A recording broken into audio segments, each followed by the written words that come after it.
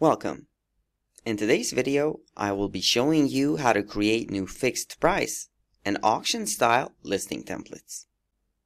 Once in AdLister, please hover over Listings and select Listing Templates. A new window will open up where you will see an Add Listing Template button. Let's click on this.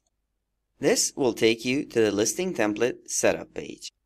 The first two options are Name, where you can name your listing template, and it can be any name you want, and Design Template, where you choose the design you want to apply to this template.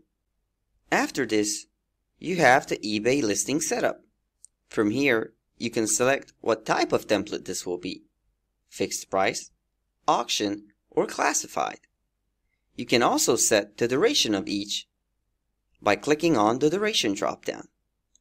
There are a few more checkboxes in this field, which can be useful for you. Payment option. In this section, you need to add in your PayPal email address and check the box Require immediate payment when buyer uses Buy It Now. Use eBay Manage Payments if you want to create the eBay Manage Payments. Scrolling down, you still have additional payment methods that you can highlight and use for your listing template. You can enable returns, and you can also specify who will pay for the return and the days of cancellation. Under the Seller Profile section, as you can see, there are free drop-downs. Here you can select and apply your business policies that you created in the backend of eBay, and these will apply when you post a product to eBay. Update Listings is a feature that allows you to select additional options for the listing template, such as adjust product quantity or enable relist, etc. Next to each option, there is a small question mark, and if you hover over it, this will tell you exactly what it does. Further down, you still have some options, such as additional international site visibility, or use starting price or bin price. Once you have your listing template ready and set, you could just simply click on the Create button at the bottom of the page.